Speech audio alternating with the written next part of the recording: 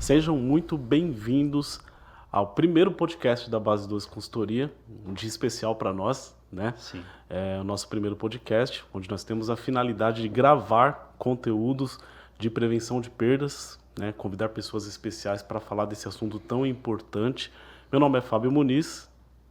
Eu sou o Jefferson Cordeiro. E hoje a gente dando o pontapé inicial, né, no nosso podcast de prevenção de perdas da Base 12 Consultoria. Tem muita coisa especial preparada para vocês, né? Além de muita resenha, muita conversa, muitos convidados do varejo mesmo, pessoas que vivem o varejo diariamente, né? Então, para nós nós teremos momentos muito especiais aqui.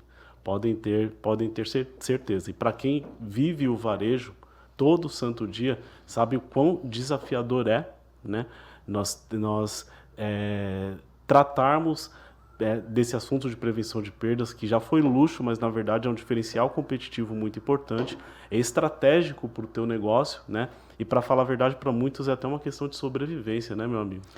E eu vejo assim, Fabio, a importância de pessoas conhecerem mais em relação à prevenção de perdas, porque quem está dentro do piso de loja hoje tem uma visão. E aí eu costumo falar com as pessoas quando estou aplicando um treinamento, às vezes a gente acha que o problema está muito grande no local onde a gente está, e às vezes não está, o problema não é tão grande assim, ou então a gente acha que está muito bom e não está. Eu acho que o objetivo principal daqui é a gente debater esses assuntos e trazer para as pessoas que não conhecem o assunto de prevenção de perdas, para que eles ampliem a visão, para que conheçam mais sobre prevenção de perdas, sobre cultura. Eu acho que é extremamente interessante, vai ser muito produtivo para todos nós. Sim. E antes de tudo é importante até vocês conhecerem as nossas histórias, né? E de todos os nossos convidados também, justamente por uma questão de que o varejo, além de ser muito dinâmico, traz histórias muito bonitas, né, de pessoas que tiveram ascensão profissional no varejo, assim como eu, como o Cordeiro também, e eu tenho certeza de que vai, de uma certa forma, também motivar muita gente aí, através das nossas histórias de vida, através do quanto o varejo nos trouxe de bagagem, né, de conhecimento, de amigos, de parcerias, né? Eu iniciei a minha história no varejo com 14 anos de idade, numa rede de supermercados lá de São Paulo, né? Que se chamava Yokoi, hoje é a rede Ricoi, uma rede muito grande, muito conhecida. Então eu comecei como um empacotador, né? Lá na zona sul de São Paulo. Quem nunca, né? Quem nunca? Quem nunca que atira a primeira pedra, né? E fiquei pouco tempo, logo em seguida me tornei um repositor, só que eu fiquei pouco tempo nessa rede. E fui trabalhar na Zona Leste de São Paulo, na rede de supermercados Cobal, né? E sim, comecei como repositor lá, e não foi só eu, na verdade a minha mãe começou na tesouraria lá também, então houve uma época em que trabalhava na mesma loja eu, a minha mãe, o meu pai, a minha irmã também, então praticamente a família inteira vem de supermercado, né? E cara, ali, aprendi muita coisa ali, para falar a verdade. Aprendi muita coisa ali mesmo, né? Eu vi que eu tinha muita oportunidade dentro do supermercado e passei a me interessar pelas outras áreas dentro do próprio supermercado, né? O supermercado, além de formar bons profissionais, forma muita gente boa. Então eu sou um sortudo porque eu tive bons líderes em todos os setores que eu passei. Então ali na própria reposição, eu já gostava muito de armazenamento, de estoque, tinha aqueles primeiros contatos com o setor de troca, né? E eu pensava que tudo que ia para troca, o fornecedor trocava, Né? O próprio nome, né? Falava, tinha lá na loja setor de troca, então eu imaginava, poxa, então o supermercado não tem prejuízo nenhum. Tudo que vai para troca, fornecedor troca. E a gente vai falar muito disso, que não é bem assim. Depois eu fui para o estoque, né? Fiquei um bom tempo como estoquista. E o estoquista, normalmente, ele flerta com o recebimento de mercadorias. Todos os estoquistas sonham em ser um conferente. Você está vendo o cara conferindo mercadoria, com roupinha social. É o upgrade do estoquista, né? Que dá upgrade. É bem isso daí. E é claro que comigo não foi diferente. Fui para o recebimento de mercadorias, onde eu fiquei minha maior parte na operação mesmo, né? Onde aprendi muita coisa lá no recebimento. E como no varejo a gente acaba fazendo tudo de uma certa forma, né? Lá eu participava de uma certa forma de outros setores também. A gente se ajudava muito, né? E eu via que nós tínhamos um volume muito grande de produtos para troca, na verdade, por estarem vencidos, furados, amassados, deteriorados, enfim. E nós fundamos, entre aspas ali, um setor, né, para que tudo fosse registrado de uma certa forma, tudo que fosse para troca fosse devidamente registrado, né, e eu passei a ser o responsável por esse setor. E ali eu via a grande dificuldade que a gente tinha de fazer com que essa troca escoasse, cara, que o fornecedor trocasse, que houvessem negociações, de uma certa forma tudo isso gera um prejuízo muito grande, né, para o supermercado, mas eu fiquei um bom tempo ali organizando esse setor e adotando ações de prevenção de perdas, de uma certa forma, né. Lá na frente eu conto qual foi o meu maior case de prevenção de perdas.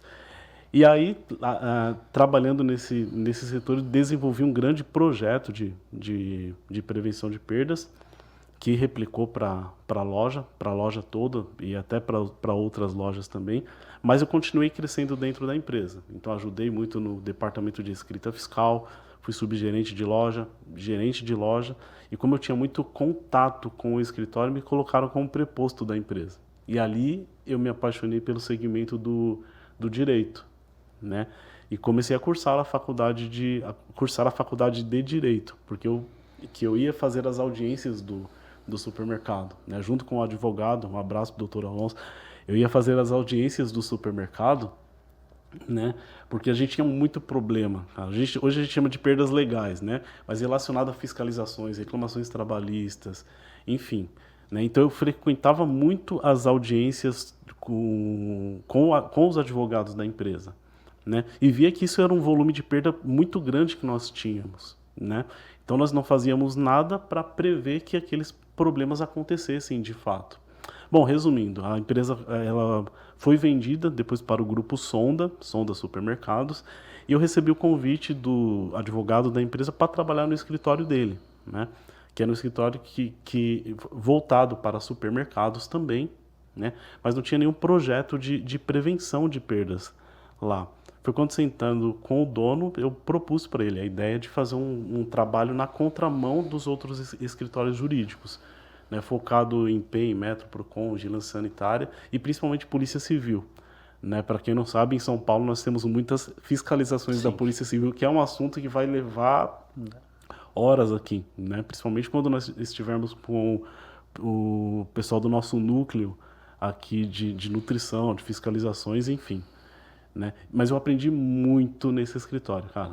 Aprendi muito. Fiquei 8 anos lá, até me sentir maduro o suficiente para abrir a base de 12 consultoria, né? Foi quando eu comecei a dar aula pela APAS também, pela AMES e pontualmente pelo SENAC, e aqui estamos nós hoje, né? Tem bastante história para a gente destrinchar, né, ao longo de tantos podcasts que nós gravaremos. Sabe o que eu acho interessante, ouvindo você falar? Eu me vi muito nisso, né? Porque, não diferente de você, eu também vim do varejo desde pequeno. Antigamente se tinha muito costume, né? Não tinha esse milindre, a pessoa tem certa idade, não pode trabalhar. Eu com 9 anos de idade estava empacotando no supermercado também. E aí ganhava o meu dinheirinho e ia gastar com bala, com doce. Era normal naquela época. Então eu conheço o varejo desde pequeno. E eu me vi muito nisso. Aí cresci, comecei a trabalhar em mercado de bairro, mercearia, e depois em 2010 eu fui trabalhar no grupo Pão de Açúcar, que foi um divisor de águas para mim, né? O Grupo Pão de Açúcar, eu tive experiências muito positivas, algumas não tão boas, mas as mais positivas possíveis quando voltado para a prevenção de perdas. E ali eu conheci prevenção de perdas. Entrei como fiscal, conheci a parte dura, que é a parte da prevenção de perdas, onde cria bastante crença limitante para a gente, sim, que é o cara que vai lá e vai falar, ó, pode isso, não pode fazer aquilo. Confesso que aprendi da forma errada algumas vezes, mas com a bagagem, com a experiência, que nem você estava comentando que teve dentro de todos os setores, eu também passei. Eu fui repositor, eu fui operador de caixa, eu fui líder de prevenção de perdas, e começou a mudar algumas visões da minha cabeça, principalmente na hora da cobrança. Aí comecei a aprender um pouco mais sobre empatia, tive a oportunidade de fazer um curso de liderança dentro do Grupo Pão de Açúcar, e depois disso eu comecei a enxergar o lado operacional. E a gente vai falar muito sobre isso, né? Quando a gente estiver falando sobre prevenção de perdas, nas grandes dificuldades de como aplicar a prevenção de perdas, quais são as crenças limitantes, a gente vai entrar nesse assunto. Porque uma das grandes crenças limitantes que tem é que o fiscal está ali para punir, para colocar o dedo na ferida, para falar, apontar o erro, né? E hoje nós, como consultoria, como consultor, estando no piso de loja, no nosso cliente hoje, é bom ter essa visão ampla, sabe? Quer dizer, você já sentiu a dor do varejo, né? Sim. Você já foi para o operacional. Eu tive a oportunidade de virar gerente de loja. E graças à minha visão de prevenção de perdas, e principalmente ao curso de liderança que eu fiz, ao curso de multiplicador também, mudou muito a minha cabeça. Hoje eu sei que o processo precisa acontecer, isso é fato. É a grande dor do varejo. A hora que a gente vai analisar os indicadores lá e ver os números não estão batendo e começa a enxergar, putz, eu preciso colocar processo para rodar. Mas, por outro lado, a gente precisa trabalhar com pessoas também. Claro. Não é só processo, né, cara? Não. Eu gosto de falar muito isso em treinamento. Eu não consigo aplicar processo antes de tratar de pessoas. A gente já teve a oportunidade de conversar sobre isso algumas vezes, né? Eu acho que um dos pilares essenciais ali para a prevenção de perdas é o treinamento de pessoas. Antes de qualquer coisa. Inclusive, essa semana eu estava aplicando um treinamento de repositores e a gente estava conversando sobre isso. Como que eu vou pegar um repositor que está entrando dentro do varejo agora, ele não tem bagagem nenhuma, não tem experiência e hoje se utiliza muito a mão de obra do menor aprendiz, né? Sim. Não tem nada de conhecimento. E simplesmente falar para ele, ó, você precisa realizar esse processo, sem dar um treinamento. Sem o cara saber o porquê que ele está fazendo. Não tem como, Fábio. Não tem como. Isso é verdade. E aí eu utilizo muito uma frase do Cortella, que ele fala assim, quando não se sabe para onde vai, qualquer lugar lhe serve. Já ouviu falar? Sim. Que, na verdade, é uma analogia ao livro Alice no País das Maravilhas, né? Que tem aquela história, né? Ela corre atrás do coelho, entra numa toca, se perde. Quando ela chega do outro lado, ela acha aquela estrada de tijolinhos dourados, né? E ela se vê perdida, encontra o gato e pergunta pro gato, para onde essa estrada vai? Aí o gato pergunta para ela, mas para onde você quer ir? Ela fala, não sei, eu tô perdida. O ponto é, quando não se sabe para onde vai, qualquer lugar lhe serve. Aí o pessoal normalmente pergunta para mim, pô, Jefferson, por que você está falando isso sobre prevenção de perdas? Essa analogia ao livro da Alice no País das Maravilhas? No varejo não é diferente.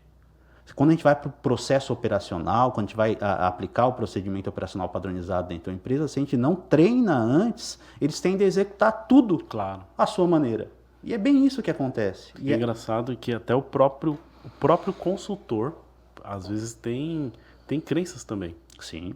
Às vezes a gente acha que todo mundo sabe tudo, que não precisa falar o óbvio, né? E na verdade não é bem assim. É o básico bem feito, né? Claro. Na verdade não é bem assim. Muito pelo contrário. Eu acho que nós somos responsáveis por abrir a visão das pessoas em relação à prevenção de perdas que ela vive dentro do setor dela. Aí, quando eu fui empacotador, o que era perda para mim era o desperdício de sacola. Mas quando eu me tornei repositor, o que era perda para mim era... Você passa a ter o primeiro contato com o produto vencido, com avaria, né? Quando você vai quando eu fui para o armazenamento, você vê que o mau armazenamento, é claro que compromete... É um dos maiores problemas que a gente tem hoje. Quando eu fui para o recebimento, a visão aumentou, porque no recebimento você tem eu acho que a maior visão, cara, que as tentativas de golpe que o recebimento sofre todo santo dia. E o pior é que às vezes acontece, né? Isso que a gente estava falando antes sobre crença limitante, você estava falando sobre a questão do recebimento, né? Tem uma outra crença limitante que, cara, enfraquece demais a nossa força na hora de aplicar processo. De que a prevenção de perdas é o segurança de loja. Lembra 10 anos atrás, que era o cara de coletinho, claro, que ficava olhando ali onde um suposto cliente iria para evitar talvez um furto? E na verdade, hoje, o percentual de furto externo é imensamente menor do que o percentual de quebra operacional. A gente sabe que hoje de 40% a 50% de quebra está voltado para o operacional. Historicamente, o Brasil ele tinha sim essa crença de que a segurança patrimonial era toda a prevenção de perdas. E, na verdade, não é. Segurança patrimonial está no guarda-chuva ali da prevenção de perdas, ao lado da segurança alimentar, ao lado da segurança do trabalho, inclusive, e tantas outras áreas que tem, né? Historicamente falando, eu te digo que é uma visão que até hoje se estende, né?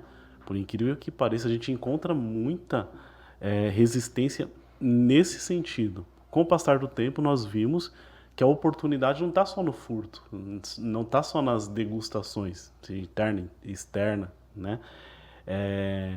Tá muito no caminho do produto mesmo. Sim. No caminho do produto, por golpes que ocorrem no recebimento, inclusive o risco que o recebimento corre é muito maior que o risco que a loja corre, infinitamente maior, né? O mau armazenamento, o mau manuseio, o transporte do produto é um risco muito maior. Quer ver eu colocar um exemplo? Eu não esqueço uma situação onde a gente estava analisando o inventário, a gente estava fazendo uma análise de inventário, e aí apareceu dentro dessa análise de inventário uma quebra muito grande de presunto sadia. E tem dois tipos de presunto, tem o presunto o levíssimo e o tradicional. E aí eu analisando aquele inventário, eu falei, tá errado. O volume é muito grande, eu vou começar a ver o histórico desse produto, quando que ele entrou, quando que a gente teve movimentação. E recente a gente tinha feito um inventário. Aí eu fui analisar o inventário anterior, não deu diferença alguma. Então eu descartei um erro de contagem de inventário. Vamos para as entradas. Aí quando eu vi na entrada, teve uma entrada similar àquela quantidade que deu de quebra de inventário. Falei, opa, peraí, já me deu um sinal de alerta. E aí eu comecei a analisar, comecei a ir a fundo. Resumindo o que aconteceu. O conferente, um conferente muito antigo na empresa, tinha um conhecimento absurdo, se valeu de excesso de confiança. Tem a questão de não ter os procedimentos operacionais padronizados, a gente estava aplicando dentro dessa empresa, e ele não pesou 100% da mercadoria. Recebeu X caixas de presunto, em vez de colocar na balança e fazer o procedimento correto que é pesar, ele conferiu por amostragem. O que aconteceu? Ele recebeu as caixas com 7 quilos como se fossem as caixas de 14 quilos. 50% de perda. Isso girou em torno de R$3.500. E aí, engraçado, né? Que uma quebra de processo que na maioria das vezes a pessoa sabe. Sabe? Sabe. A maioria das vezes é o que a pessoa faz, ela sabe. E dependendo da empresa, isso já está até documentado, cara. O problema aí é que não tem um guardião. Não tem um guardião no processo. E quando não se tem um guardião no processo, né, que é aí que entra a prevenção de perdas, que guarda o processo, aí o excesso de confiança, né, a falta de atenção, implica em perda. E principalmente essa questão da confiança. Às vezes as pessoas que mais erram são as que mais confiam, né? Sim. A gente tem que estar sempre disposto a se reciclar, a fazer uma autoanálise. Mas nesse assunto específico eu queria dizer o quê? Uma quebra operacional no recebimento representou R$3.000, R$3.500, e às vezes a gente está aplicando o esforço na inibição de furto no piso de loja, que é o quê? Um biscoito. 3, 4, 5 reais, uma caixa de bombom. Sim. Olha a discrepância de valores, né? Mas antes de qualquer coisa, Fábio, eu acho que assim, a gente está dentro da prevenção de perdas, né? A gente está dentro do varejo. E para a gente é fácil falar sobre isso. Mas para as pessoas que estão ouvindo hoje, só para a gente criar uma linha de raciocínio, para que elas entendam o que é prevenção de perdas. Bom, perfeito. Bom, eu falo primeiro e depois você fala, combinado? Porque eu digo isso justamente pelo simples fato de que eu acho que a primeira pergunta deveria ser até outra, cara. O que são as perdas? Bem o que você falou, Cordeiro. Pra gente que trabalha muitos anos com isso, é natural. Talvez seja a pergunta que eu mais faço na minha vida, né? Nos treinamentos, nas palestras, e talvez a pergunta que você mais faça para as pessoas também. O que são as perdas? Né? eu vou falar para mim, é legal, eu quero ouvir de você também, tá? Para mim é tudo aquilo que vai impactar negativamente no resultado da empresa, né? Não está relacionado somente ao produto, né? Muito mais amplo do que isso. Tanto é que tem um termo muito famoso no varejo hoje, que é o termo perda ampliada, né? Então tudo aquilo que vai impactar, né, negativamente no resultado da empresa é uma perda, certo? E para você, meu amigo? E olha assim, recentemente a gente vem aplicando muito essa capacitação de prevenção de perdas, né? E eu acho que a grande dúvida é de boa parte do varejo, né? Quando eu falo na parte operacional. Porque quem entra normalmente dentro do mercado de varejo são pessoas que não têm esse conhecimento mais amplo.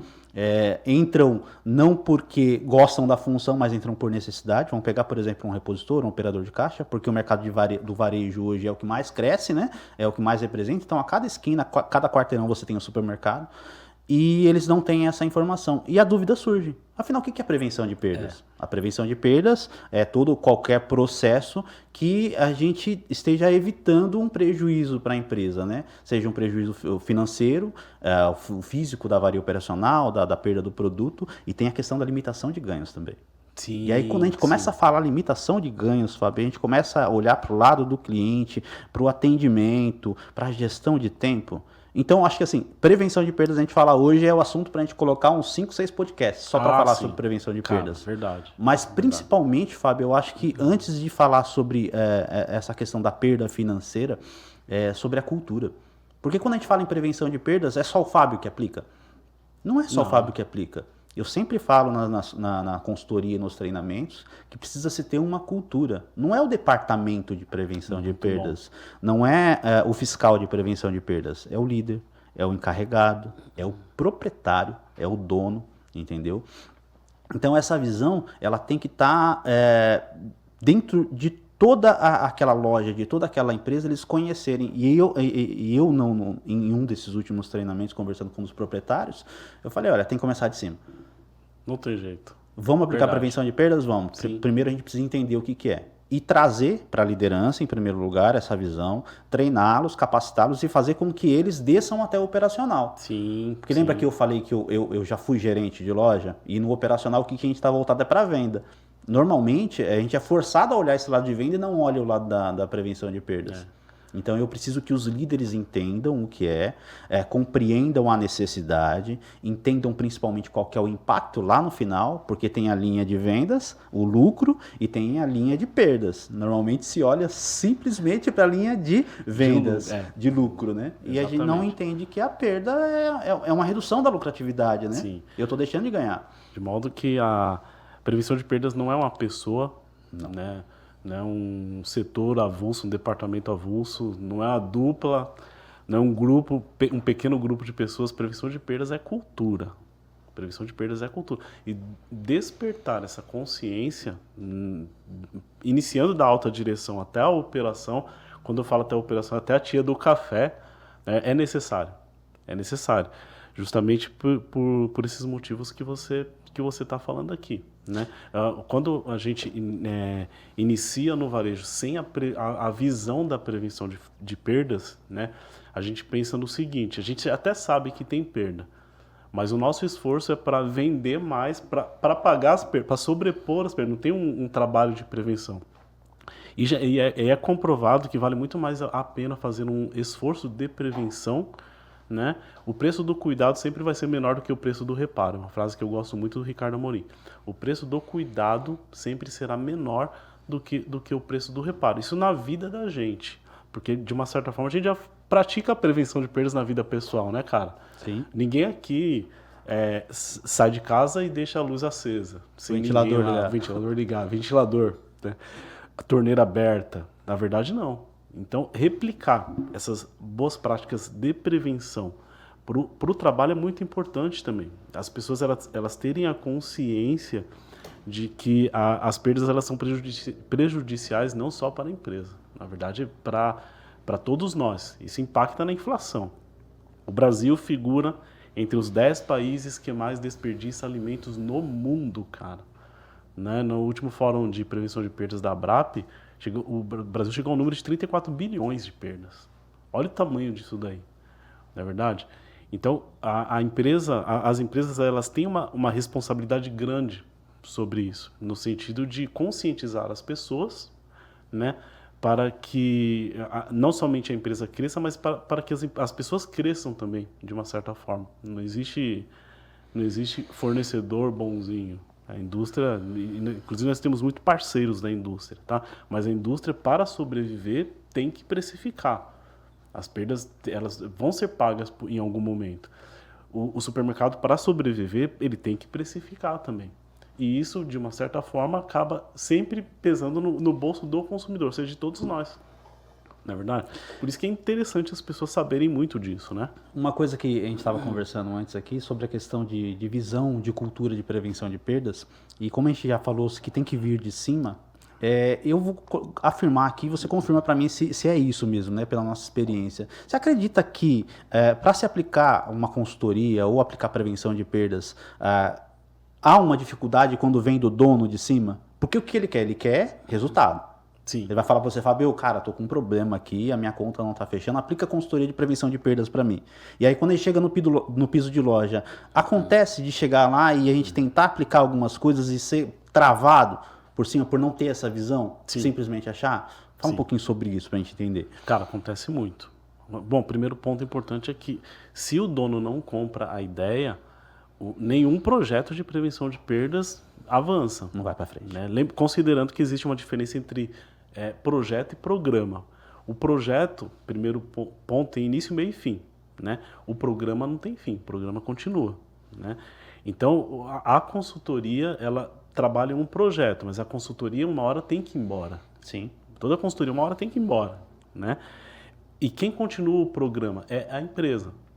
O dono ele precisa estar à frente. Só que quando o dono ele desce para a operação e se depara com, muitas vezes, a mentalidade da equipe dele, né, e vê o grande desafio que ele vai ter de conscientizar aquela galera toda, na maioria das vezes declina. Na grande maioria das vezes declina. Por quê? Porque a prevenção de perdas leva tempo, no mínimo 2 anos, para que a consciência de todas as pessoas dentro de uma corporação esteja mais firmada, né, em prevenção de perdas, no mínimo 2 anos. Quando o cara entra em contato com a gente, né, tem muitos que entram em contato com a gente, fala, eu quero um projeto de prevenção de perdas de 6 meses, achando que em 6 meses você vai conseguir mudar toda uma linha de pensamento que funcionou há 20, 30 anos errado. É muito mais reativa do que preventiva. Inclusive o brasileiro, ele é muito mais reativo do que preventivo, tá? No sentido de que a gente espera sentir uma dor no dente para ir no dentista. Sim. Espera o pneu do carro tá cantando para trocar o pneu do carro.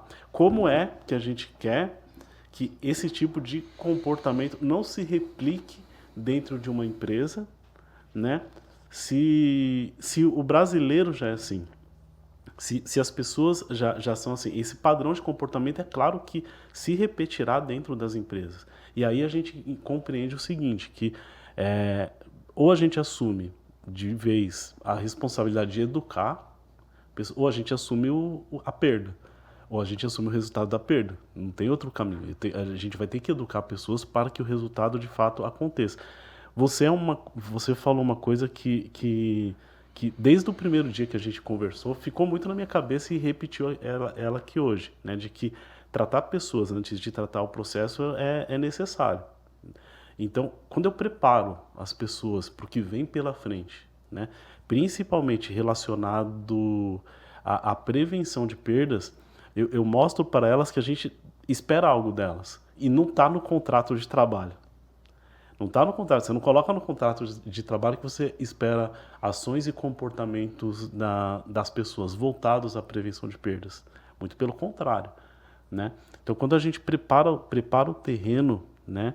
E é importante o dono compreender isso daí também, respondendo a pergunta,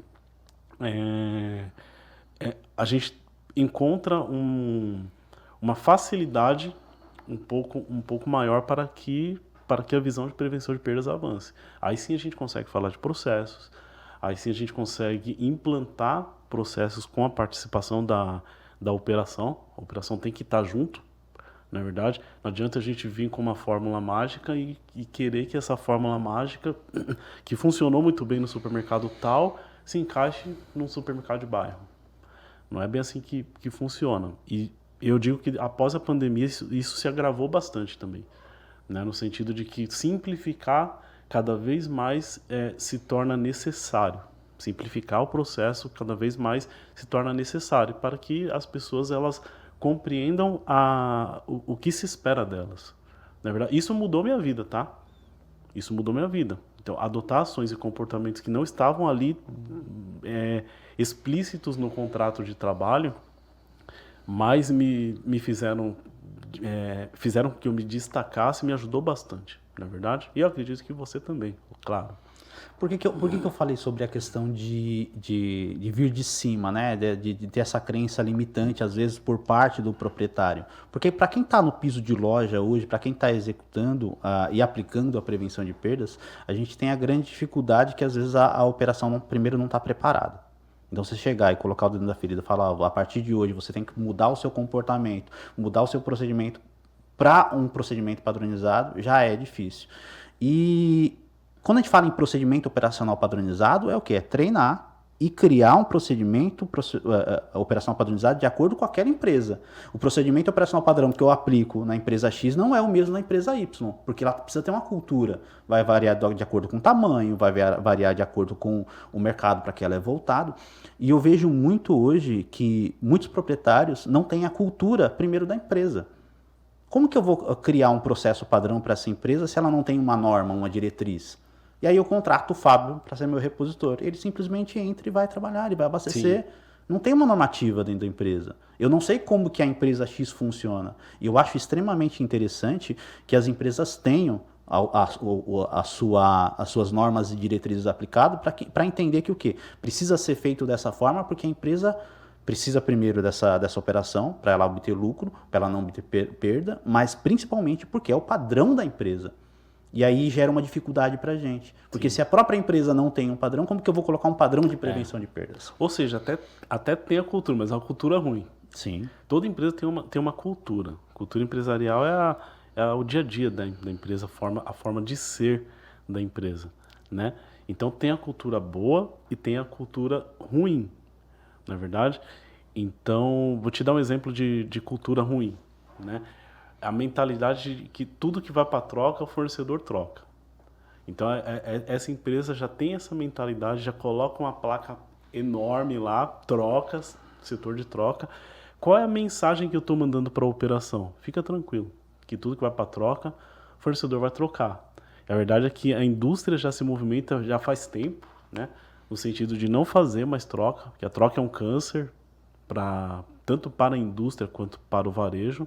Né, dificulta na negociação, em novas negociações com fornecedores, despenca a margem de lucro, né, ocupa espaço, cara. E o capital preso, que já foi pago? Ocupa espaço no estoque, espaço parado. Às vezes a gente para pensar, o setor de troca não faz sentido. Não. Porque paga-se um salário para o comprador comprar, paga-se o frete para o entregador entregar. Paga-se um salário para o conferente conferir, um salário para o estoquista armazenar, um salário para o repositor levar o produto para a área de vendas. Paga-se um salário para alguém passar pelo caixa. Mas na hora que aquela pessoa vai passar o produto pelo caixa, rasgou ali, avariou. O produto volta, faz todo o caminho de volta, vai para um setor, né, para ficar parado aguardando troca e paga-se um salário para alguém administrar esse setor. Que sentido que isso faz? E despertar essa consciência nas pessoas é fundamental hoje, né? Inclusive, uma das estratégias que nós temos é mudar o nome do setor, né? Além de posicionar ele mais próximo do recebimento de mercadorias, porque para facilitar ali a visualização do conferente, de quem recebe produto, para de uma certa forma tentar fazer com que as trocas aconteçam, né?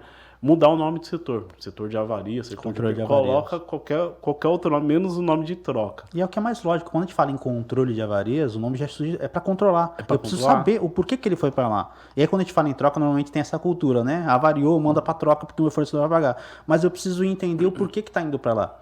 Quer ver o exemplo clássico que toda vez que eu vou aplicar o treinamento de repositores eu falo? A gente vai pegar, por exemplo, o arroz. O arroz é um produto de alto giro. E aí eu tenho um estoque amplo, com vários corredores e tem a porta de entrada que dá direcionamento para a loja. Eu vou pegar esse arroz, que tem uma grande circulação, né? Ele vai sempre para a área de venda. Eu vou colocar ele aonde? Eu vou colocar ele na porta, próximo à saída para a loja, ou eu vou colocar ele em um local estratégico? Normalmente se coloca perto da porta. E o que acontece? É o local de grande fluxo de carrinho. O carrinho vai lá, bate e rasga. E se você for puxar hoje nos indicadores, dentro dos cereais ali, o arroz é um dos produtos que mais dá troca. E aí simplesmente está trocando, já foi pago aquele boleto, é capital preso, mas eu preciso entender o porquê que ele está indo para troca. É uma avaria operacional? Beleza, mas por que é avaria operacional?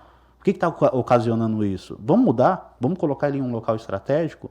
Mas a gente só vai conseguir fazer isso a partir do momento que todos os indicadores estejam sendo registrados da forma correta. Sim. A mesma coisa é a quebra operacional, né? Vamos pegar, por exemplo, dentro do setor de hortifruti. Eu tenho dentro de um período de X semanas a quebra de 200 kg de tomate. E às vezes as pessoas acham normal. Mas eu preciso entender o porquê que está ocorrendo aquela quebra do tomate. O tomate às vezes ele vem mais maduro e às vezes ele vem mais verde. Quando ele vem mais maduro, eu vou colocar o mesmo volume dentro da exposição, dentro da ilha? Quando ele vem mais verde, eu vou colocar um volume diferenciado? Normalmente, quando está mais maduro, eu tenho que trabalhar com fundo falso para evitar que o peso ocasione aquela quebra. Então, é importante a gente falar sobre isso, porque é um dos pontos principais de prevenção de perdas, que é os indicadores. Sim, um exemplo que eu posso dar foi justamente num cliente que eu estava fazendo consultoria, né, nesse dia, e eles tinham uma quebra altíssima de hortifruti. Uma quebra altíssima de hortifruti. Primeiro que concentravam muito a compra no fornecedor só. Né? Às vezes é bom, às vezes é ruim, é tudo uma questão de análise. Uhum. Né? E quando a gente vai mapeando a operação, né, eu tenho perda, então eu preciso compreender dentro do caminho de cada etapa, né, o que acontece. A maneira com que se confere, com que se armazena, com que se expõe e tudo mais. Principalmente sendo produtos tão sensíveis, né? E aí o que acontece? Mapeei todos os setores, eu identifiquei alguns pontos que estavam sendo operacionalizados de maneira errada, né? A gente corrigiu esses pontos, mas não era o suficiente, cara, para dar aquele volume de perda tão grande. E uma outra questão, o produto entrava bom, mas quando chegava na banca estourava. Abria, estourava, não tinha tempo de vida, não aguentava, né? Principalmente sendo litoral. Uhum. Principalmente sendo litoral. Se é do litoral, você vai entender muito bem o que eu tô falando. E nós tivemos a ideia de ir no CEAGESP. Então vamos lá no fornecedor tentar entender o que está acontecendo. Mas vamos sem avisar. Vamos sem avisar. Principalmente eu que era, sendo consultor, ninguém me conhecia, né? E aí chegando lá, cara, o que eu via? Que havia uma separação dos produtos, separação dos caminhões para que eles fizessem toda a expedição, né? Alguns eles deixavam dentro de uma câmara fria, alguns daqueles produtos ficavam dentro de uma câmara fria, né? Outros não. Os que não estavam, eles ficavam aguardando para ir para dentro de uma câmara fria, para eles despacharem, para quando chegar no cliente o produto chegar geladinho. Consegue compreender? Mas o produto ele tomava um choque térmico oscilação de temperatura. Absurdo. Então quando chegava no recebimento, o produto estava gelado. O conferente colocava a mão no produto, batia o termômetro, é claro que o produto vai estar dentro da temperatura adequada. E o pior é que na hora da exposição, quando eles colocavam lá na exposição, o produto não aguentava. Não aguentava. Considerando que havia um erro muito grave ali também, porque o produto chegou na refrigeração. Não adianta mais quebrar essa cadeia de frio. Na verdade, uma das frases em que mais o conferente ouve no dia a dia é pode receber. Pode receber, pode receber, pode receber. Não é verdade? Então, não era incomum que ele ouvisse isso daí também. Então, recebia, só que havia uma quebra de temperatura, né? E o produto ia para a banca não refrigerado, olha que loucura, e estourava. Eu acho que é uma questão de cultura, né? Eu passei pelo Grupo Pão de Açúcar, eu já tinha comentado aqui antes, e lá não é diferente. Tem muitas culturas ali que acabam atrapalhando a ação da prevenção de perdas, mas enquanto a gente não colocar como normativa, como o processo tem que ser dessa forma, e não bater firme, ó, precisa ser feito dessa forma mesmo, não vai funcionar. Eu falo isso porque naquela fase onde eu realmente cobrava e precisava ser daquela forma, eu peguei situações da gente estar recebendo o caminhão abaixo da temperatura e o gerente fala, não, vou receber, porque eu preciso do produto. E aí eu, como líder de prevenção de perdas daquele setor, eu pegava e ligava pro regional. Fala, ó, você vai receber realmente? Porque não é assim que funciona. Vai sofrer aquele choque, né? Uma oscilação de temperatura. Vai mexer o quê? Diretamente na qualidade do produto. A gente começa a mudar a visão em relação à perda ao que a gente oferece para o cliente, quando a gente começa a olhar em relação à qualidade. Ele chegou refrigerado, com a baixa temperatura, vai para a câmara, vai aumentar a temperatura de novo, depois vai para o operacional para abastecimento, às vezes o procedimento operacional de abastecimento não está padronizado, o carrinho fica ali 30 minutos até ir para a geladeira de novo. Olha o tanto de oscilação de temperatura que teve, que aí depois vai me aparecer na troca, porque o produto acabou fermentando. Então, assim, tem que aplicar cultura, tem que normatizar os processos e fazer com que a operação, a liderança e principalmente a diretoria também entenda. Sim. Quando a gente fala assim, não, mas a gente tem algumas situações que o gerente fala, pode receber, ou então que o comprador fala, pode receber. É interessante para puxar o assunto sobre a questão da coparticipação dos departamentos, né? Quando a gente fala em prevenção de perdas não é a única. Por isso que eu falo que a cultura tem que estar em todos os setores e tem que ser participativo. O compras comunica com a liderança, comunica com o gerente, tem que ser assim, cara. Eu acho que é muito importante essa questão. Lógico. Essa interface da prevenção de perdas com todos os setores, ela é muito necessária, cara. Ela é muito necessária mesmo, por vários motivos. Um deles é que aquilo que a gente falou, de que prevenção de perdas não é um setor avulso, uma pessoa, um departamento, é muito sério, né? Às vezes você chega num supermercado, dá um exemplo de um dos nossos clientes, vou dizer assim. Quando você inicia um trabalho de cultura de prevenção, né, você pergunta para o repositor, quem é o responsável pela prevenção de perdas aqui? O cara vai ficar procurando o responsável. Você pergunta para a operadora de caixa, operador de caixa, ele vai ficar procurando o responsável. Isso é um sinal nítido de que essa informação nunca chegou até ela. Te contar uma experiência que eu tive também, né, em consultoria. Quando nós decidimos em reunião, né, reunião de consultoria junto com o dono, com o RH e tudo mais, com o setor, com a área de prevenção de perdas, gerente de prevenção de perdas, instituir um comitê de prevenção de perdas naquela empresa. E foi muito bacana isso daí, né? As minhas visitas lá eram mensais, pelo fato de ser muito longe, né, quase Mato Grosso do Sul, muito longe mesmo. Então, uma vez por mês, eu ficava alguns dias na cidade e a gente ia fazendo o projeto de prevenção de perdas caminhar lá. E aí, nós decidimos isso em reunião, né, Cordeiro? E aí, o que acontece, cara? O pessoal entrou em contato comigo. Bom, fizemos o comitê de prevenção de perdas aqui. Falei, pô, legal. Então, na próxima reunião, né, na próxima visita, quer dizer que nós teremos uma reunião do nosso comitê já. Isso é maravilhoso, é um avanço muito importante para a prevenção de perdas, inclusive, né? E chegando lá, no dia da reunião, quem que participava do comitê de prevenção de perdas? O fiscal de prevenção de perdas, o gerente de prevenção de perdas, o coordenador de prevenção de perdas. Só tinha gente da prevenção. Só gente da prevenção, cara. E aí, o que eu falei para eles? É muito fácil a gente falar de prevenção de perdas aqui, porque a prevenção faz prevenção. Quem não faz a prevenção é a operação. E os outros setores também. Então, quem que deveria integrar o comitê ali? Alguém do TI, alguém do RH, alguém do CPD, alguém da frente de caixa, para pulverizar essa visão. Na verdade, multiplicar a visão, diversificar essa visão. Isso é fundamental para a gente. Foi quando eles compreenderam que prevenção de perdas é cultura. E uma das atribuições que nós temos como multiplicadores de prevenção de perdas é escalar a visão, é fazer com que essa visão de prevenção de perdas chegue até a tia do café. E principalmente eu acredito que fazer eles entenderem que eles são parte extremamente importante, né? Parte importante. Não é só simplesmente realizar o processo. Repositor, você precisa fazer o PVPS, você precisa fazer a rotação de produto. É entender o porquê. porque vai gerar um resultado. E uma coisa que eu acredito que também acabe dificultando, eu acredito que seja a limitação da informação. Por quê? Às vezes o número de quebra não desce. Tem uma reunião de ranking entre o dono ou o diretor e o gerente, e acontece muito, principalmente nas empresas que vieram ali de um mercado familiar, vamos dizer assim, aquela empresa que cresceu, essa informação fica limitada. E precisa descer. O repositor precisa saber quanto que representa aquela quebra.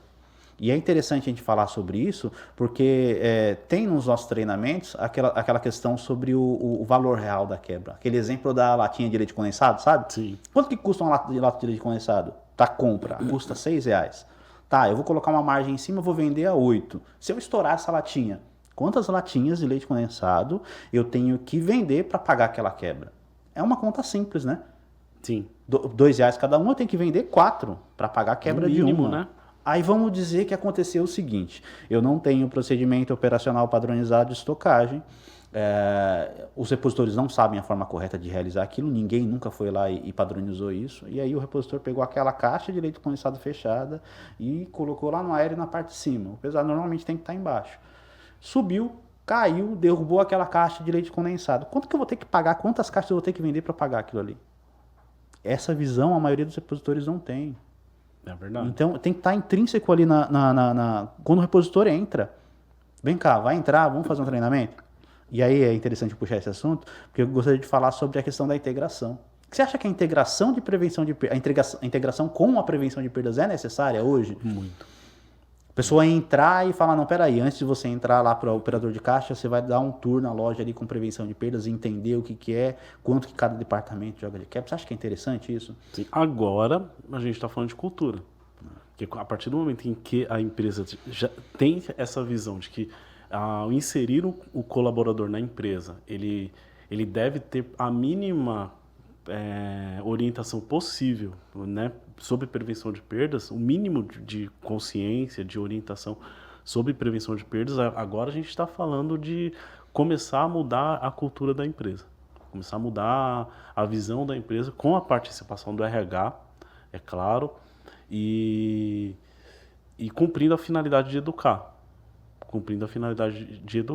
né? Alguns pontos importantes aqui, o bate-papo tá bom pra caramba aqui hoje, tá? Flui, né? Flui, né, cara? Alguns pontos importantes aqui, né? Que quando a gente fala de integração ou treinamento de um modo geral, a gente encontra crença também. Encontra crença em relação a isso também. 3 crenças que a gente encontra relacionadas a treinamento no varejo, né? Primeiro ponto, primeira crença, você deve ouvir muito isso daí também, é de que um treinamento basta. Vem aí dar um treinamento de prevenção de perdas para a minha equipe e a pessoa acha que um treinamento na vida, outra na morte, vai resolver o problema, né? Isso é uma crença que é muito complicada. As pessoas acham que se você ministrar um treinamento de liderança, por exemplo, o cara vai sair líder de dentro da sala, né? Com a prevenção de perdas é a mesma coisa. Um treinamento basta. Outra crença de que eu preciso de um consultor para vir aplicar o treinamento para o meu repositor. Falar de PVPS, cara. Deveria ser Isso básico, é muito né? duro. E é duro que a gente vai falar aqui agora, mas se na tua loja você não tem um encarregado de loja, um gerente que não tenha a capacidade, de falar de PVPS para alguém, a gente está vivendo errado. Outro ponto importante, de que eu preciso de espaço para aplicar treinamento, né? Muitos esquecem que o varejo continua sendo olho no olho, tete a tete, suor descendo. Na verdade, continua sendo simples. Já dei muito treinamento em estoque. O cara sentado, você também, né? Sentado na caixa do quê? O notebook, e o notebook em cima da prateleira do estoque. Coloquei o notebook ali. Isso é padrão. Sentado na caixa de Coca-Cola. Eu já assisti muito treinamento assim. Apliquei muito treinamento em loja. Hoje eu vou explicar para vocês a melhor forma de gestão de validades que você pode aplicar na loja. Se chama PVPS, primeiro que vence é o primeiro que sai, onde você vai colocar o produto que vai vencer primeiro na frente e o que vai vencer depois atrás. Assim, pá. Deu para entender? Explica para mim o que você entendeu. Agora faz aí para ver. Eu fiz uma folha com essa orientação para você. Assina aqui. Aplicou o treinamento. E a outra crença é de que o treinamento tem que ser demorado, cara. De que o treinamento precisa ser de 4, 5, 10 horas. Teve um cara que queria que nós aplicássemos um curso para repositor de 16 horas. Não absorve, Fábio. Não absorve. Eu falo muito, quando eu estou aplicando treinamento antes de qualquer coisa, eu preciso que eles compreendam. Normalmente um treinamento, quando a gente fala de procedimento operacional padronizado de estoque, por exemplo, ele é longo. Ele é chato, porque a gente tem que padronizar, fazer um mapeamento, precisam entender o porquê. Mas quando eu estou aplicando o treinamento, eu preciso principalmente fazer com que eles compreendam. Tá mais próximo. Eu não gosto muito de ser aquela coisa muito amarrada, fazer leitura. Eu tenho todo o treinamento e eu faço a leitura. Não, é uma comunicação mais que informal, porque eu já conheço aquele ambiente, eu já conheço aquele mercado, e fazer principalmente que eles compreendam. Porque se não compreender, e olha assim, me diga se eu estiver errado, de um treinamento a gente tem certeza que 100% eles não absorvem. Sim. Então eu tenho que selecionar quais são as partes mais importantes, são essas. Então eu vou dar foco nisso aqui e engajar eles. Tá com dúvida? Não, fala pra mim, o que você entendeu, o que você não entendeu. Para depois a gente ir pro piso de loja e falar, não, realmente está acontecendo. Porque quantas vezes você já tá dando treinamento ali e vê as pessoas bocejando? Ou então contando o horário para acabar? Acontece, é normal. Mas você tem que ser figura extremamente importante para fazer com que elas estejam cada vez mais próximas daquela informação que você está compartilhando, entendeu? Sim, porque senão se torna maçante. O cara não vai absorver. Passou ali de 1 hora, 1h30, a pessoa já não está mais assimilando aquele conteúdo que a gente está tentando passar para ela. E o principal feedback também, né? Eu cobro muito feedback. Depois que eu retorno na loja, e o que você entendeu? Como que foi? Está sendo produtivo? Não está sendo produtivo? Vamos lá, vamos dar uma olhada. Qualquer dúvida, entre em contato comigo. Vamos tentar, mesmo que seja fora do treinamento ali, vamos tirar essa dúvida de novo. Tem que ser assim. E não só para a questão do treinamento, para prevenção de perdas. Precisa fazer a coleta lá das quebras. Mas como que faz? É assim, Jefferson, não entendi. Não, eu paro aqui e vou te explicar de novo. Ou então eu vou lá, eu estendo a mão e faço para você. Só que tem uma grande diferença. A gente fala muito sobre procedimento operacional padronizado, que tem que ser feito dessa forma. E lembra que eu falei lá no começo, quando não sabe para onde vai qualquer lugar ele serve? Sim. Tem uma outra frase que eu utilizo bastante e eu gosto muito de aplicar nas visitas da consultoria, é que enquanto eu entro em uma loja e eu verifiquei que há diversas oportunidades e que elas não estão sendo realizadas por falta de conhecimento, eu acredito justamente que aquilo é oportunidade, que não é falha operacional. Porque ninguém foi lá e sentou e aplicou o treinamento para essas pessoas. Sim. Agora, a partir do momento que eu fiz o procedimento operacional padronizado, fiz a leitura do documento, apresentei para eles, eles já têm direcionamento. Aí se torna falha operacional.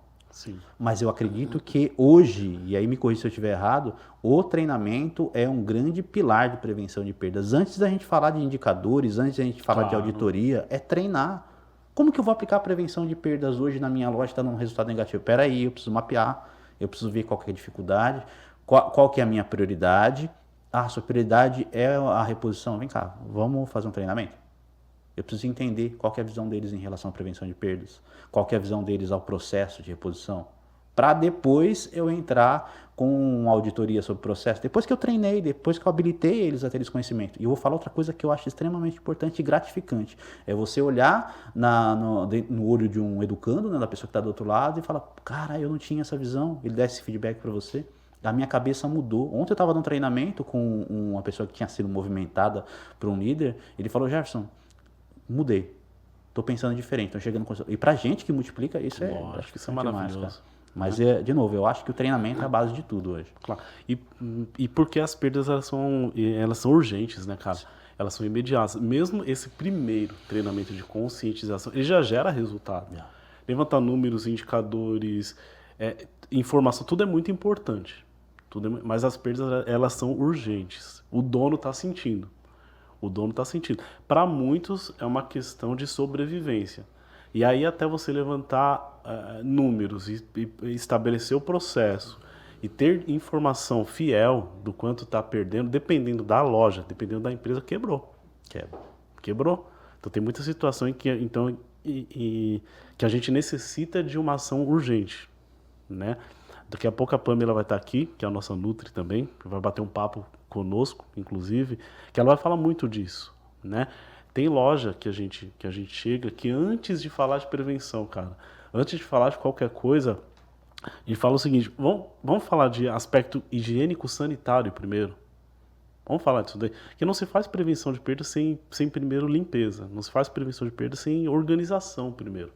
Inclusive, começar organizando etapa por etapa, né, propicia o setor, propicia a empresa de fazer com que a prevenção de perdas aconteça de fato. Então, tem muita empresa que a gente chega para fazer um trabalho que não tem o mínimo. Todo mundo quer prevenção de perdas, né?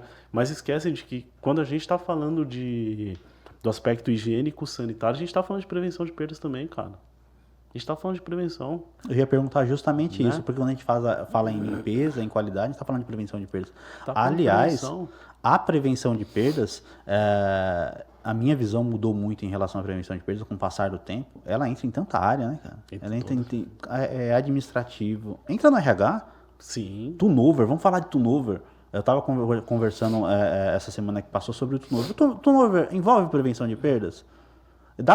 Eu consigo afirmar hoje que eu pegar, por exemplo, uma pessoa que durou 3 meses dentro da minha empresa e eu fui obrigado a desligar essa pessoa, me gera um prejuízo, porque eu tenho que pagar as despesas relacionadas ao desligamento. E é só esse prejuízo? E o prejuízo de aplicar o treinamento novamente para outra pessoa? E aí eu vou falar de uma coisa que tem alguns líderes assim que ficam olhando assim para mim. Não, mas é isso mesmo? E eu me coloco nessa situação, principalmente quando eu falo em engajamento. A partir do momento onde eu tenho um turnover muito alto e aquele indicador está me gerando um prejuízo, eu preciso pegar aquele líder e o que está acontecendo? Porque pode ser recorrente não por causa da falha operacional, da forma que a gente está aplicando o direcionamento. Sim. Às vezes o problema não está na operação, está lá em cima.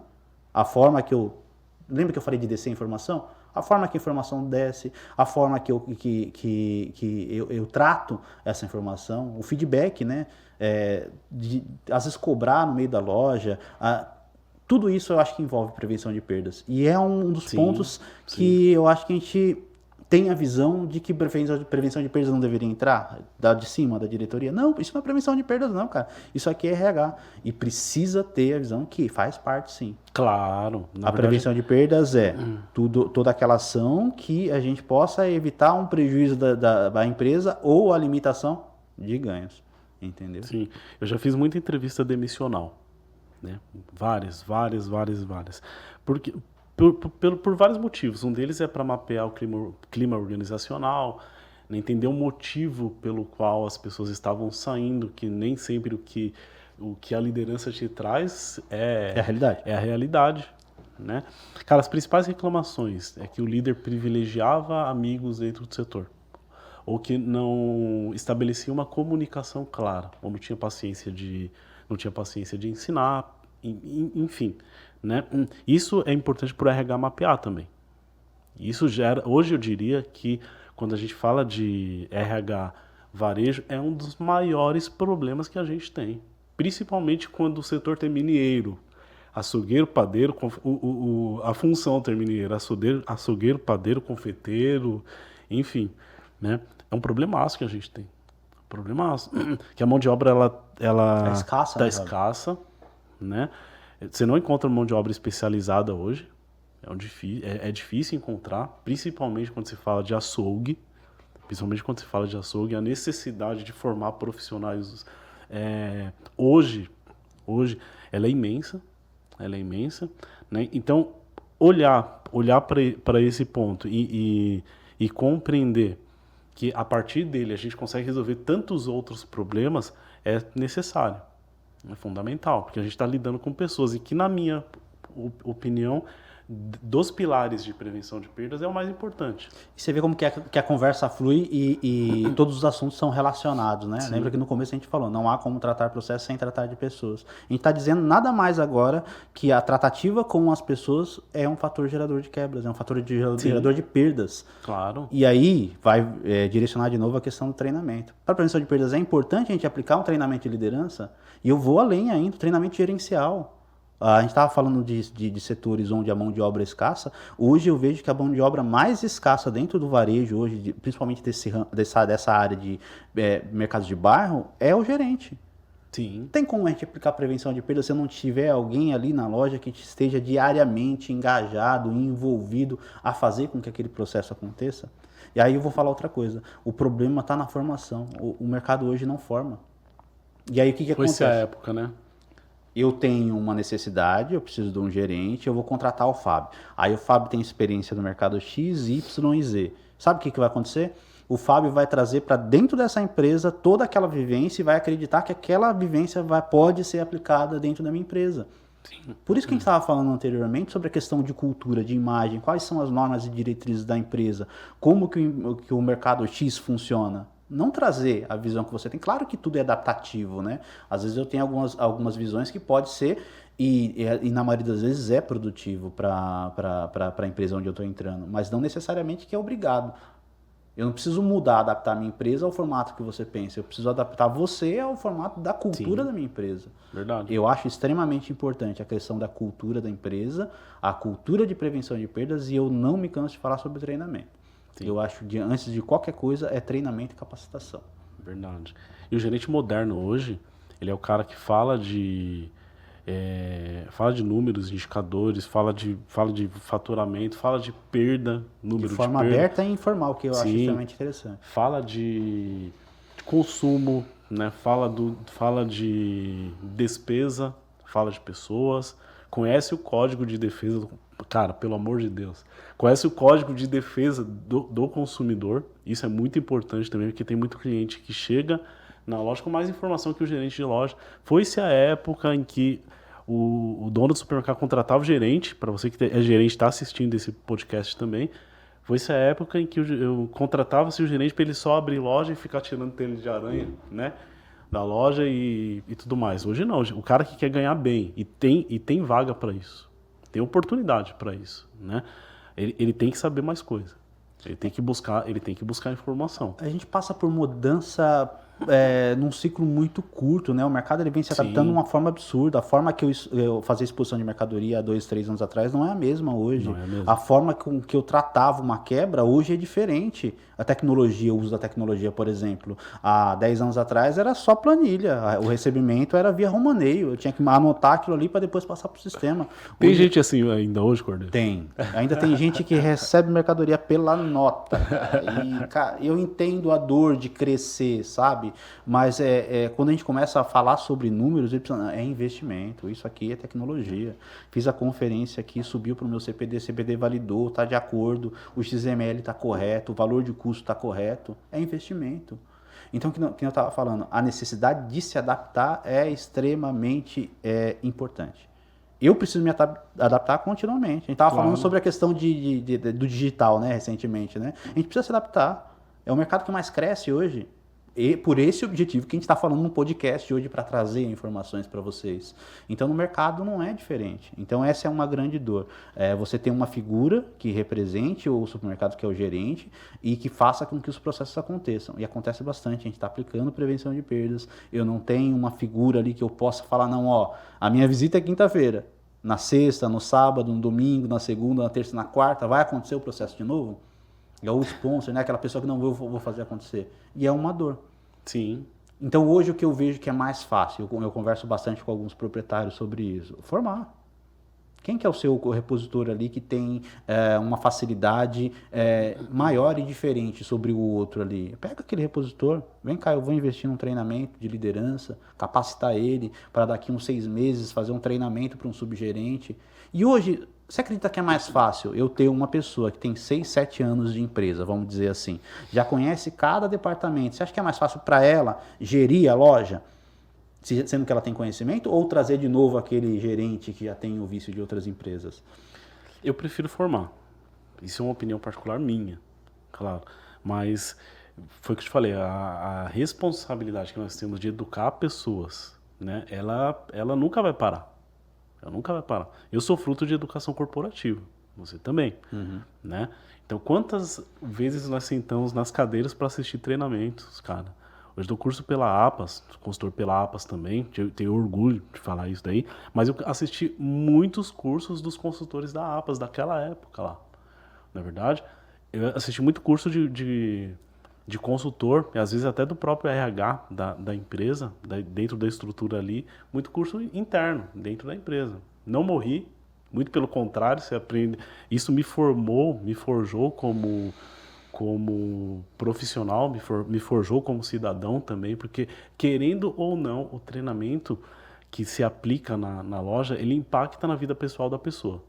Sim. Que não tem como falar, por exemplo, de atendimento ao cliente sem antes falar de relacionamento humano, porque a pessoa, antes de ter o contato com quem ela não conhece, que é o cliente, ela vai ter o contato com a família dela, ela vai ter o contato com os colegas de trabalho dela, para depois ela ter o contato com o cliente, não é verdade? Então o treinamento ele beneficia de uma certa forma até na vida pessoal da pessoa, não tem o porquê não fazer. Imagine dentro da empresa, imagine para efeito de redução da perda, não é verdade? A gente está falando sobre a questão do ambiente organizacional, né? E eu falo bastante sobre isso, sobre a questão de engajamento. Eu posso dizer que sim, porque quando eu estava à frente de uma loja, eu focava muito nisso. Mas hoje você acredita que eu criar esse ambiente de forma a ser mais prazeroso para o colaborador trabalhar, mais confortável, isso vai render para a gente talvez um resultado melhor? No sentido do quê? Eu tenho vamos pegar um exemplo, um refeitório bem estruturado, uma área de descanso, eu dou valor, eu gero valor para aquele colaborador. Você acha que esse colaborador ele tende a entregar um melhor resultado? Porque, na minha visão, sim. Cada vez que mais que eu capacito, que eu engajo, que eu mostro para ele que ele é parte extremamente importante para o resultado, eu consigo perceber que ele se sente mais motivado para executar a função da forma que deveria ser, né? Sim. E para o varejo hoje, além dessa necessidade de ter uma estrutura digna para a pessoa trabalhar, a gente vai entrar numa concorrência muito grande com outros segmentos no sentido de pagar salário. Por quê? O que a gente está falando, a rotatividade está alta. Na verdade, tudo motiva, cara, tudo motiva. É muito bom eu ter mesa de bilhar dentro da minha empresa.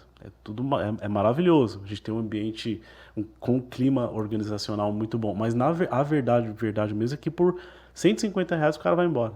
Sim. Se ele receber um aumento, uma proposta com um salário um pouco melhor, em que ele vai trabalhar de segunda a sexta, ele vai embora.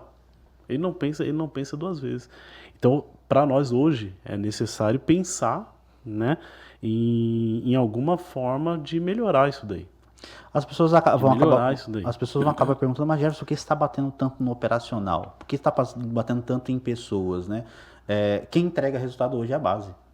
Eu sempre falei, quem entrega resultado é a base. Eu, de novo, me colocando como gerente, eu sempre pensei dessa maneira. E base é um nome bonito, né, cara? Se for 12, então...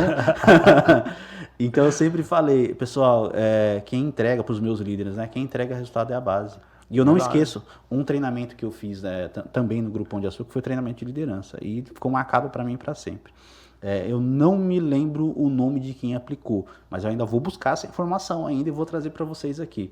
E ela dizia para a gente assim, vocês são líderes? Somos líderes formados. Quanto tempo de liderança? Tanto tempo. Como você trata o seu operador? Como você trata o seu colaborador? E aí ela falava assim, eu vou trazer uma informação muito importante para vocês. A primeira função que vocês têm que aprender a fazer é avaliar a sua equipe. Você tem que chegar dentro do seu ambiente de trabalho e olhar para o Fábio assim, Fábio não está bem hoje. Aconteceu alguma coisa. E por mais que ele tenha errado de forma operacional, eu tenho que repensar se eu vou cobrar ele naquele momento. Então, vamos olhar a longo prazo. Você descumpriu uma norma operacional padrão e me gerou um prejuízo. Eu cheguei e te olhei e falei, o Fábio não está bem, aconteceu alguma coisa. Se eu chegar e cobrar você, te aplicar uma advertência verbal ou por escrito, as chances de você me entregar o resultado novamente depois são muito pequenas. Verdade. Eu preciso, é a mesma coisa que a quebra. Eu preciso, o que está acontecendo com o Fábio? Por que está promovendo que ele não entregue? Seja produtividade, seja processo, para que eu possa corrigir. E para quem está do outro lado, opa, peraí, o cara me olha de uma forma diferente, eu começo a me sentir importante. Fabio, você não tá legal hoje, o que tá acontecendo? Ah, já estou com um problema familiar em casa. Tá, beleza, eu sei que você tem uns bancos diários aí, ó, vou dar uma folga para você. Fica em casa. Verdade. Quando você voltar, você volta 100%. E a pessoa vai voltar 100%. E por outro lado, se não voltar, cara, a gente tem que ter uma avaliação um pouco mais dura, opa, realmente não faz parte do time. Mas esse direcionamento de entender a equipe, mostrar para eles que eles são parte importante, que eles entregam um resultado, eu acho que para mim que é extremamente essencial quando a gente fala em resultado de perda, quando a gente fala em resultado de venda, quando a gente fala em ambiente de trabalho. A gente passa a maior parte do trabalho hoje, do tempo hoje no trabalho. Vamos pegar um exemplo de quem mora longe, quem mora na Zona Leste e vem trabalhar no centro, por exemplo. Quanto tempo de ônibus? Vamos chutar aí 3 horas por dia? 7 horas e 20 mais 3 horas por dia. Dá 10 horas e 20, certo?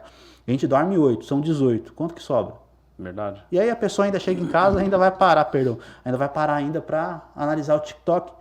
Ou então para ver A gente tem que fazer a melhor gestão de tempo.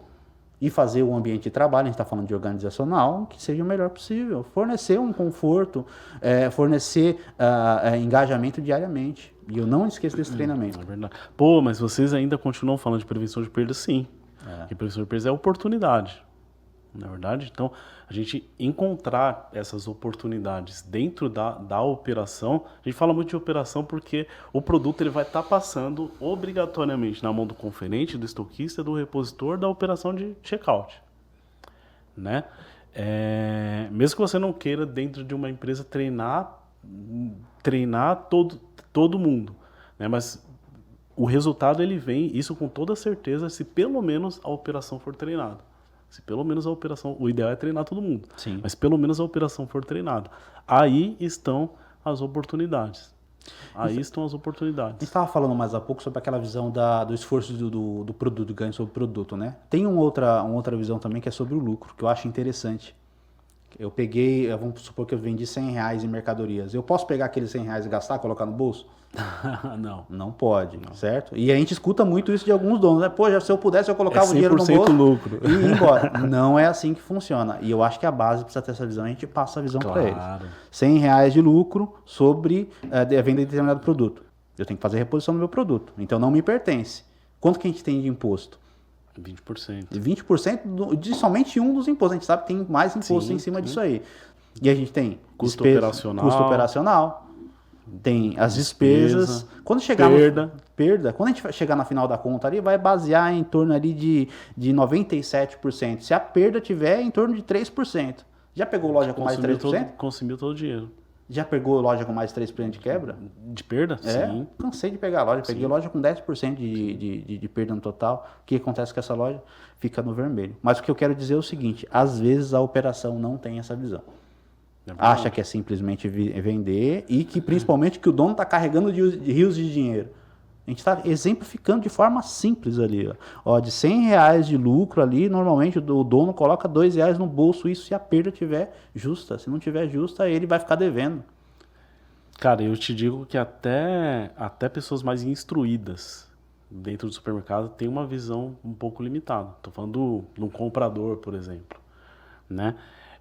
Eu tenho assunto para comprar. Não, interessante. Quando a gente fala disso, a gente entra em várias polêmicas. Quer uma polêmica boa aqui? Vai se falando, depois eu coloco outra. A troca elas por elas.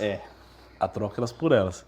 Aí o cara, não, mas esse fornecedor ele faz troca elas por elas. E aí ele esquece que movimentou toda uma massa de novo. E uma coisa, a visão é muito simples. É assim, eu pagar pelo metro quadrado que um produto está ocupando, mas esse produto vai passar pelo caixa, esse produto vai pagar o aluguel dele.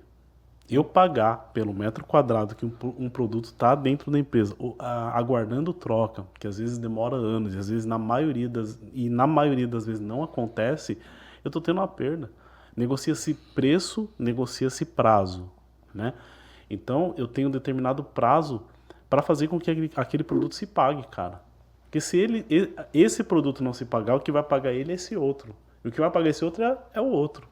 A verdade é essa. O maior volume de investimento do dono do supermercado está tudo no estoque. De modo que eu tenho que passar lá pelo estoque e fazer 3 perguntas. Esse produto está protegido? Esse produto está guardado? Esse produto, inclusive o estoquista devia mudar o nome para guardador. Esse produto ele está abrigado? porque esse produto tem que passar pelo caixa. Se ele não passar pelo caixa, é um investimento mal sucedido. Né? A questão de estoque, se a gente for falar de estoque, tem assunto pra caramba, mas eu vou tocar na ferida do comprador agora. O comprador vai melhorar tudo com um olhar meio torto, assim. Mas é importante a gente colocar esse assunto, porque, como você disse, às vezes esse colaborador não tem essa visão. Vou pegar a visão da valorização e desvalorização. Eu fiz um acordo comercial, comprei uma carreta de arroz. Tá? Só que essa carreta de arroz, ela vai render para mim 90 dias de estoque. Certo? Então eu vou ter que ficar um período de 90 dias sem comprar. O que acontece hoje muito com o mercado? Variação. Hoje a variação é contínua. Aconteceu um problema lá na fazenda, lá onde se faz o arroz, vai mexer com o preço do arroz. Aí beleza, comprei essa quantidade, 90 dias de estoque, passou uma semana, houve variação no mercado, o meu concorrente foi e comprou o arroz também, comprou com um preço menor. O que eu vou ter que fazer? Acompanhar o mercado. Sim. Houve uma desvalorização do produto. Onde eu estou perdendo? Na margem. Então o que eu quero dizer? Hoje é válido, hoje é viável comprar um volume de estoque muito grande, manter esse estoque dentro do meu estabelecimento, confiando que eu vou ter um lucro. Às vezes eu paguei muito barato, mas se você for fazer a conta na ponta do lápis lá no final, não valeu a pena. E a gente fala muito sobre cobertura de estoque. Em uma das análises que a gente usa, quantos dias essa mercadoria vai me render de cobertura, né? Vou pegar limpeza, por exemplo, uma outra ponta, um outro pensamento agora. A maioria dos produtos de limpeza e de DPH, grande parte, vende um por dia. Sim. Qual que é o período que o meu fornecedor passa? Ele me atende num período de 7 dias. Para que eu vou comprar 3, 4 caixas do produto? Pagar um boleto, investir o dinheiro ali, capital preso. Prevenção de perdas entra em compras também? Com toda certeza. Com toda certeza. Cara, a conversa tá boa. Vocês estão vendo que tá fluindo bastante. Só que a gente vai ter que encerrar esse episódio aqui. Virão outros muito legais também, pra gente tratar vários outros assuntos com vários colegas de profissão. Né? Eu queria te agradecer, meu irmão. Né? Cordeiro vai ser âncora também. Né? Te agradecer de coração por essa participação e grande contribuição que está iniciando no podcast da Base 12. É um projeto que eu sei que vai dar bons frutos, né? A ideia é compartilhar informação, né? A prevenção de perdas, ela não está só no mercado de bairro, ela não está no mercado grande, ela está em farmácia, ela está em padaria, ela está em todos os lugares. A gente falou de indústria, a prevenção de perdas está na indústria. Sim. E às vezes as pessoas têm essa limitação, não têm o conhecimento. E aonde que vão buscar? Então agora vocês têm um podcast, um canal que vai falar sobre prevenção de perdas. Nós temos outras plataformas também que vai trazer pílulas de conhecimento para vocês diário. E bora para cima. Vida que segue, né? Gosto sempre de falar isso. Pessoal, valeu, muito obrigado. Forte abraço a todos aí. Até o próximo.